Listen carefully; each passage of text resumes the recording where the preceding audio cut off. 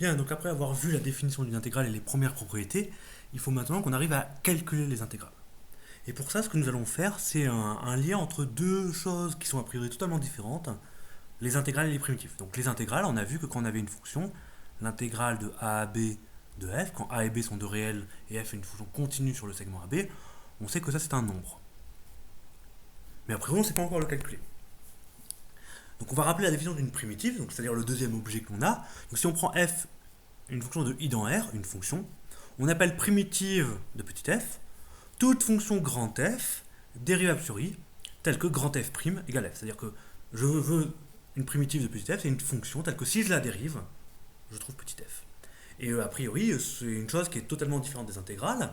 Et en plus, pour l'instant, on ne sait même pas si les primitives de petit f, ni si elles existent, ni elles sont uniques. Et si elles existent, comment les calculer. Donc, il faut bien faire la distinction entre une primitive, donc une primitive de f, c'est une fonction, et une intégrale, c'est un nombre. Donc, a priori, ce sont deux choses différentes, il ne faut pas les confondre. Mais il y a le théorème numéro 1 qu'on va voir, donc c'est le théorème fondamental, qui nous dit que on peut créer des primitives grâce aux intégrales. Donc voilà comment se comporte ce théorème. Je prends un x0 dans grand I, une fonction continue sur grand I, de toute façon on ne voit que les intégrales de fonctions continues et que les primitives de fonctions continues. Pour un x dans grand I, je peux poser g de x égale l'intégrale entre x0 et x de f de t dt. Et on a vu qu'on pouvait toujours prendre l'intégrale d'une fonction continue entre deux bornes, que x0 soit plus petit que x, ou que x soit plus petit que x0, que les deux soient égales. On sait que ce nombre-là, on a vu qu'on pouvait toujours le définir. Et donc ici, en fait, ça a créé g, en fait, on a créé g une fonction qui est définie sur i à valeur dans R. Et on a défini cette fonction à l'aide d'une intégrale. En chaque point x, g de x est donné par une intégrale. Et alors, du coup, avec l'intégrale de f, comme ceci, on crée une nouvelle fonction g. Et cette fonction g a des propriétés qui nous intéressent. C'est que g, tout d'abord, c'est une primitive de petit f. Donc, c'est-à-dire c'est une fonction dérivable dont la dérivée vaut petit f. Elle s'annule en x0. Donc ça, c'est le premier point. Le deuxième point nous dit que les primitives de f sont toutes les fonctions de la forme g plus une constante. Donc exactement, ça veut dire que si je prends une primitive de f, elle est forcément de la forme g plus c, et que réciproquement, si je prends une fonction de la forme g plus c, c'est forcément une primitive de petit f. Et enfin, donc point numéro 3, g c'est l'unique primitive de petit f qui s'annule en x0. Donc on va démontrer ces trois points, et c'est le premier point qui est le plus difficile. C'est une preuve qui est assez technique, et qui va utiliser toutes les propriétés sur l'intégrale. Alors, donc, démonstration du point numéro 1. Alors, je veux démontrer que g est une primitive qui s'annule en x0. Donc, il y a deux choses dans le point numéro 1, le caractère primitif et le caractère s'annule en x0. Donc, on va faire le s'annule en x0, c'est le plus simple. Si je calcule g de x0, avec la définition de g qui est là, c'est l'intégrale entre x0 et x0 de f de t dt. Et ça, je l'ai dit tout à l'heure en convention, comme convention, quand les deux bornes sont égales, on sait qu'on définit que la valeur d'intégrale est égale à 0. Donc ça prouve bien que g elle s'annule en x0. Maintenant, je veux démontrer que c'est une primitive de petit f, et pour ça, il faut que j'arrive à démontrer, donc mon but c'est de démontrer que grand G, elle est dérivable en x0, et que g' de x0 égale petit f. Donc il faut que j'arrive à démontrer, donc du coup, là, il faut que j'arrive à... Pour l'instant, je ne sais même pas si grand G, elle est dérivable, et il faut donc que j'arrive à... Donc la question, c'est est-ce que g est dérivable sur i. Ça, c'est une première question que je me pose. Et est-ce que g', donc si elle est dérivable, est-ce que la dérivée, c'est petit f sur i? Alors pour ça, pour l'étudier, puisque je suis sur un segment x, un segment i, je vais me prendre un x, et je vais essayer d'étudier la dérivée de g en x. Soit x appartenant à grand i. Je vais voir si grand G est dérivable, et moi j'aimerais aussi démontrer que la dérivée de grand G en x, c'est f de x. Donc, pour ça, pour savoir si une fonction grand G est dérivable, je vais regarder le taux d'accroissement de grand G en ce point-là. Donc, je vais regarder g de x plus h moins g de x divisé par h. Et ça, c'est mon taux d'accroissement en x quand h tend vers 0. Si la fonction g est dérivable, c'est censé avoir une limite, et cette limite est la dérivée. Et ici, donc la question que je me pose, c'est est-ce que ça tend du coup vers une limite, et cette limite-là, j'aimerais que ça soit petit f. Donc j'aimerais que ça tende vers f de x. Quand h tend vers 0. Alors, pour ça, pour simplifier un petit peu la preuve, je vais regarder seulement la limite quand h tend vers 0 plus. Comme ça, je vais prendre h positif, et on verra que ça m'aidera pour plus tard. Il faudra faire la même preuve quand h tend vers 0 moins. On va pas le faire parce que ça serait pareil, mais en légèrement plus technique. Vous pourrez voir la preuve en ligne. Donc, puisqu'on parle de limite, je vais me fixer un epsilon strictement positif, qui pour l'instant ne va pas me servir à grand chose, mais qui va me servir plus tard. Et donc, je vais démontrer que ça tend vers ça. Donc, ce que je vais regarder, c'est la différence entre les deux. Donc, je vais regarder g de x plus h moins g de x sur h moins f de x. Alors, donc là, il y a 1 sur h que je vais mettre en facteur, 1 sur h. G de x plus h, donc par définition de g, c'est l'intégrale entre x0 et x plus h de f de t dt, moins, quand je calcule g de x, l'intégrale entre x0 et x de f de t dt. Et il y a le moins f de x, et comme je vais factoriser par 1 sur h, je vais faire moins h f de x. Donc je multiplie par h, comme ça quand je le redirigerai par h, évidemment je ne change pas mon résultat. Alors, cette intégrale-là, avec le moins qui est là, je peux dire que c'est l'intégrale quand je renverse les bornes entre x et x0. Et il y a un moins, et quand je renverse les bornes, ça rajoute le moins ou ça l'enlève. Donc ça, je peux dire que c'est l'intégrale entre x et x0 de f de t dt. Et donc vous voyez ici, j'ai une intégrale de x à x0 de f de t dt, plus une intégrale de x0 à x plus h, et par Schall, je peux dire que c'est une seule intégrale, donc je peux l'écrire que c'est l'intégrale entre x0 plus h de f de x de hop, donc du coup de x à x0 plus l'intégrale de x0 à x plus h par Schall, c'est x à x plus h de f de t dt. Et là, il y a ce deuxième bout là. Et ce deuxième bout là, ce que je vous propose, c'est aussi de l'écrire comme une intégrale. C'est de l'écrire comme l'intégrale de f de x dt entre x et x plus h. Est-ce que j'ai le droit de faire ça? Ici, regardez bien que ma variable d'intégration c'est dt. Donc ici, le f de x, il ne varie pas, il est constant. Donc si je veux calculer cette intégrale, c'est l'intégrale d'une fonction constante. Donc c'est f de x fois b moins a. Donc ici, x plus h moins h. Donc c'est bien... ici, ça moins ça vaut bien h, donc j'aurai bien moins h f de x si je calcule cette intégrale, donc ce qui est bien le truc qui est là, et donc j'ai bien le droit de le faire, je n'ai pas modifié la valeur de ce point-là. Alors ici maintenant j'ai deux intégrales avec les mêmes bornes, et quand j'ai deux intégrales avec les mêmes bornes, je peux appliquer la linéarité de l'intégrale, et donc j'ai ici l'intégrale entre x et x plus h de f de t moins f de x dt. Ça, c'est quand j'applique la linéarité de l'intervalle. Maintenant, ce qui m'intéresse, c'est de démontrer que ça tend vers 0. Donc j'ai en tête l'idée d'écrire une définition de la limite avec des quantificateurs et avec des epsilon. Et donc, je vais passer à la valeur absolue, parce que je vous rappelle que démontrer qu'un truc admet une limite, c'est la fonction moins sa limite en valeur absolue plus petit que epsilon. Donc, je vais prendre ça en valeur absolue. Donc, si je prends ça en valeur absolue, donc je peux donc dire que la valeur absolue de mon taux d'accroissement moins sa limite espérée, je ne sais pas encore que c'est f de x sa limite, mais c'est ce que j'espère montrer, donc mon taux d'accroissement moins f de x, eh bien c'est égal à la valeur absolue de tout ça, puisqu'il est égal à ça, donc c'est 1 sur h fois l'intégrale entre x et x plus h de f de t moins f de x dt. Mais je sais que ici j'ai un produit de deux nombres, et je sais que la valeur absolue du produit c'est le produit des valeurs absolues. Ici j'ai pris le cas h positif, donc la valeur absolue de 1 sur h c'est 1 sur h.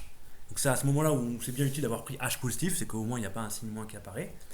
Et ici donc je peux dire que c'est la valeur absolue de l'intégrale entre x et x plus h de f de t moins f de x dt en valeur absolue. Ici, j'ai la valeur absolue de l'intégrale, et je peux toujours dire par inégalité triangulaire que c'est plus petit que l'intégrale de la valeur absolue. Donc c'est l'intégrale entre x et x plus h de la valeur absolue de f de t moins f de x. Et ça, j'ai le droit de le faire quand les bornes sont dans le bon sens. C'est-à-dire que la borne inférieure est plus petite que la borne supérieure de l'intégrale. Et ici, j'ai bien x qui est plus petit que x plus h, parce que, encore une fois, j'ai pris des h positifs. C'était vraiment une bonne idée, sinon il aurait fallu que je renverse le sens des bornes et que je mette un moins. C'est pour ça que ici, je fais que le cas h positif. Mais l'autre cas, il faudrait le traiter aussi. Donc la valeur absolue de dt. Et donc ici, j'ai toujours le taux d'accroissement sur h moins f de x. Hop, et ici. Donc voilà, donc là j'ai mon taux d'accroissement. Et là maintenant j'aimerais démontrer que ceci est petit. Donc quand h tend vers 0, ici j'intègre une fonction sur un ensemble de plus en plus petit, mais ici je divise par h. Donc a priori on ne sait pas trop comment ça va se passer. Donc ce qu'on sait, c'est que ici, si on fait un petit dessin, donc ici il y a le segment AB, ici si je dessine x il est là, h il est positif, donc ici x plus h il est là, et vous voyez t, j'intègre t entre x et x plus h, donc t il varie par là. Et plus h est petit, plus t va être proche de x, et plus f de t doit être proche de f de x, parce que f est continu. Mon hypothèse, c'est que f est continu. Et donc ici, j'ai mon f de t qui va devenir de plus en plus proche de f de x, et donc je vais utiliser maintenant la continuité de f en x. F est continu en x, et donc ça veut dire que quand t est suffisamment proche de x, f de t moins f de x doit être plus petit que epsilon. Donc je vais l'écrire. Il existe un delta, strictement positif, tel que, pour tout x, pour tout t dans grand I, x, t suffisamment proche de x, donc t moins x en valeur absolue plus petit que epsilon, doit impliquer que f de t est suffisamment proche de f de x. Et donc ce f de t moins f de x est plus petit que epsilon, donc dans cette intégrale-là, tout ça, ça va être plus petit que epsilon. Donc si maintenant je prends, alors c'est pas epsilon ici, c'est delta. C'est le delta que j'ai fixé là, t est plus petit que delta. Donc si maintenant je prends h, donc h j'ai dit que je le prenais positif, et puis je vais le prendre plus petit que delta, je peux même prendre un delta, eh bien, x plus h, enfin, quel que soit t entre x et x plus h, parce que x plus h il est là, ici, je serai plus petit que epsilon. Donc si je reviens à mon intégrale, je peux dire que ce qui est là, du coup,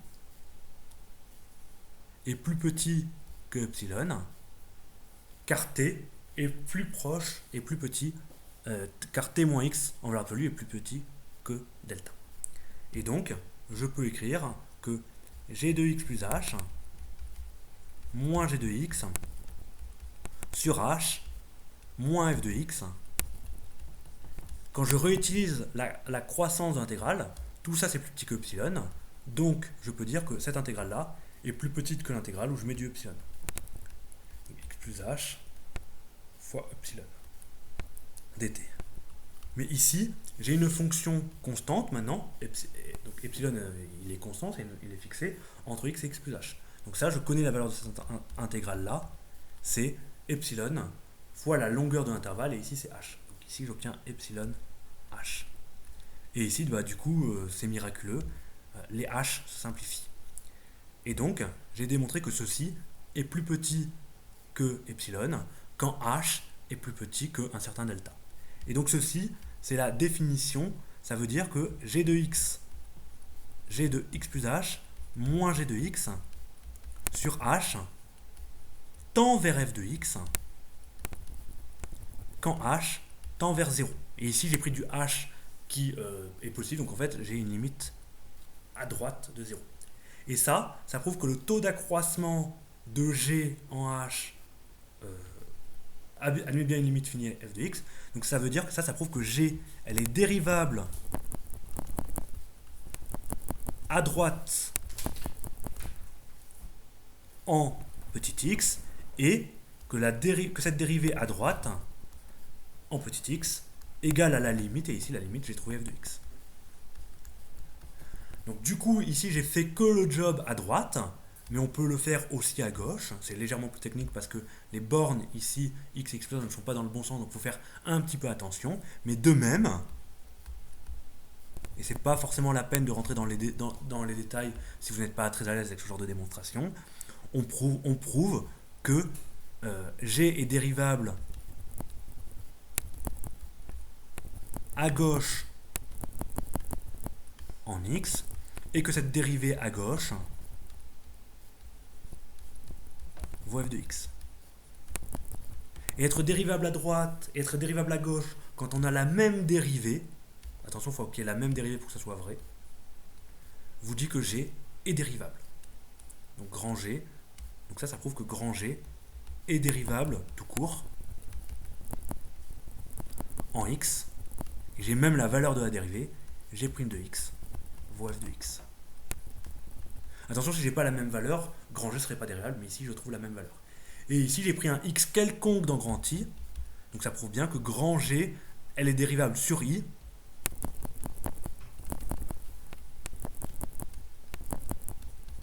et que g', la fonction g' égale à la fonction f sur I. Et ça, c'est la définition de dire que petit f admet une primitive, et que c'est grand G sa primitive. Et on avait déjà dit que grand G s'annulait en x0, donc j'ai bien démontré que grand G est une primitive de f qui s'annule en x0. Voilà, donc on a fini pour le point numéro 1, et c'était la démonstration la plus difficile des trois points. Donc maintenant on va faire les autres. Alors, je vais effacer, voilà. Donc, point numéro 2.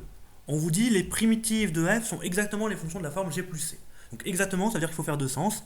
D'abord que si je prends les primitives de f, elles sont de la forme g plus c, et que les fonctions de la forme g plus c sont bien des primitives de petit f. Donc prenons une primitive de petit f, soit grand F, une primitive de petit f.